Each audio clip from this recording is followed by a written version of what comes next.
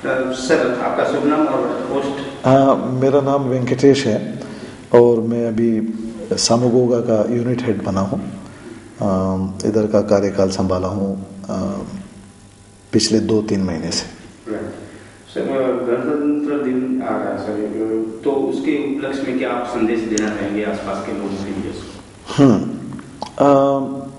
आपको मालूम है जैसे आजकल भारत की और विश्व की भी आर्थिक व्यवस्था जो है थोड़ा हिली हुई है, बहुत अच्छे रूप में नहीं चल रही है। इन कठिन परिस्थितियों में भी जिंदल सॉ लिमिटेड चल रहा है और ठीक ठाक चल रहा है मेरे हिसाब से।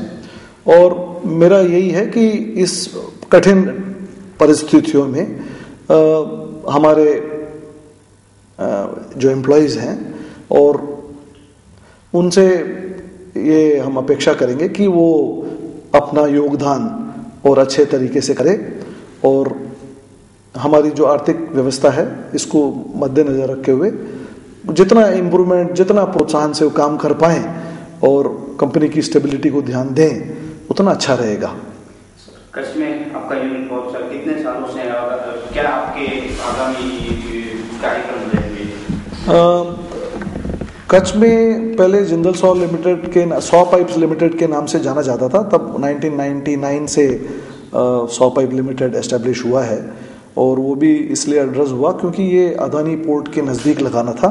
तो पहला प्लांट हम लोगों का लगा है नानाकपाया में और नानाकपाया में लॉन्ग सीम प्लांट जो ऑयल एंड गैस इंडस्ट्रीज को एड्रेस करता है, तो वहाँ से it was a 100% export oriented unit लगा है उधर और काफ़ी सक्सेसफुल रहा है वो प्लांट। और उसी के सक्सेस के बाद ये मालूम चला कि कच्छ बहुत ही अच्छे वातावरण में है और हमारा अगला यूनिट सामागोगा और उसके साथ साथ प्रागपुर में और मतलब टोटली इन ऑल हमारे अभी 3 यूनिट्स हैं इस रीजन में। सर, आपको कच्छ के लोगों का प्यार कितना मिला, कैसा अनुभव रहा आपका कच्छ के बारे में? देखो भाई, कच्छ के लोगों के कारण ही इतने सक्सेसफुली चल पा रहे हैं, है ना। उनका बड़े दिल और अच्छे हृदय, एकदम साफ सुथरा लोग हैं। तो इस कारण से उन्हीं के प्रेम के कारण इतनी इजीली इतनी बड़ी इंडस्ट्री यहाँ पे एस्टेब्लिश हो पाई है। तो ना ही मैं तो हम लोग तो सिर्फ एम्प्लॉय हैं, बट हमारे जो मालिक लोग हैं खास तौर से पृथ्वीराज जिंदल जी, तो उन्हीं का विजन है ये, क्योंकि उनको इधर अच्छे मित्र मिले होंगे और अच्छे लोगों की उनको सूझबूझ हुई है, जिसके कारण उन्होंने इतने बड़े पैमाने में हमारी जिंदल सॉ लिमिटेड को एस्टेब्लिश किया और हम बढ़ ही रहे हैं। और आज भी इधर इन्वेस्टमेंट्स चालू हैं और आज भी कम से कम 100-150 करोड़ डालने की योजना चालू है इधर इस सामोगोगा प्लांट के अंदर ही। तो प्रेम मिल रहा है और शायद प्रेम दे भी रहे हैं। हाँ। अच्छा, आप लोगों ने क्या क्या कच्छ को दिया? बहुत बढ़िया, आपके इतने सारे प्लान चल रहे हैं। हाँ। और आगे आप क्या विकास करने वाले हैं, जिंदल का भी और कच्छ के लोगों का भी? हाँ, तो ये कई सारी चीजें हैं। जैसे एक इतनी बड़ी इंडस्ट्री लग गई है तो इसके साथ साथ आपको मालूम होगा रोजगार तो कम से कम 50% से ज़्यादा जो हमने एम्प्लॉय किया हुआ है हमारे सारे यूनिट्स में, वो तो सब कच्छ के ही लोग हैं या लोकल लोग ही हैं।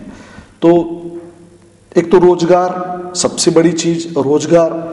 तो आपको मालूम होगा कम से कम तीनों प्लांट मिला के मेरे ख्याल में 8-10 करोड़ रुपया तो महीने का तनख्वाह ही है। तो इतनी अमाउंट तो यहाँ बांट ही रहे हैं। और इसके अलावा हमारे उद्योग के अंदर जितने कॉन्ट्रैक्ट्स हैं, वो कई सारे कॉन्ट्रैक्ट्स जो है वो कच्छ के लोग ही चला रहे हैं। जो जॉब कॉन्ट्रैक्ट्स बोलते हैं, वर्क कॉन्ट्रैक्ट्स जो हैं, वो सब यहीं के लोग उनको चला रहे हैं। तो इससे काफ़ी आमदनी बढ़ी होगी लोगों की। और इसके अलावा छोटे मोटे कॉर्पोरेट सोशल रिस्पॉन्सिबिलिटी के तहत भी हमने यहाँ पे सामोगोगा में कुछ पार्क का आयोजन किया, कोई मेडिकल कैंप्स लगते हैं। तो कई सारे क्षेत्र हैं जिसके कारण। और आप ये सोचिए ना कि जिंदल सॉ लिमिटेड लगने के बाद ही अदानी पोर्ट वगैरह का भी यहाँ पे विकास हुआ है। तो और यहाँ के जो लॉजिस्टिक्स है, जो ट्रक्स, डंपर्स और ये तो हजारों गाड़ियाँ जो चल रही हैं और उनके ओनर्स को वो सब फायदा ही फायदा है लोगों को। तो कच्छ को भी काफ़ी फायदा हुआ होगा और हो रहा है, आगे भी होगा जिंदल सॉ लिमिटेड के कारण। आगे कोई विकास की योजनाएं आपके ध्यान में वगैरह कुछ बताना चाहिए, आगे के क्या प्रोजेक्ट्स हैं जिंदाल के? देखिए, हमारा अभी जो डीआई प्लांट है वो तो एक्सपेंशन मोड में है। तो पहले हम लोग सिर्फ साल में करीब 2.5 लाख टन डीआई पाइप बनाते थे, जो पानी की पाइप्स हैं, जो भारत के अंदर ही नहीं पूरे विश्व में इनकी पाइप्स एक्सपोर्ट हो रही हैं आजकल। ये अभी बढ़ के 3.5 लाख 4 लाख टन तक, हाँ, 1.5-2 गुना करने की योजना है। तो ये एक तुरंत होने वाला कार्यक्रम है और आगे के दिन अगर सब सही रहा और स्टील प्लांट लग पाई, जैसे ब्लास्ट फर्नेस का भी वॉल्यूमेट्रिक एक्सपेंशन होने वाला है, तो ब्लास्ट फर्नेस से भी जो हमको पिग आयरन मिलती है, हॉट मेटल मिलता है, उसमें भी विकास होगा। तो इसलिए उसको भी अगर उसको भी ट्रीट करने की प्लान है और इसके कारण स्टील मेल्टिंग शॉप भी एक 150-200 करोड़ की स्टील मेल्टिंग शॉप भी लग सकती है।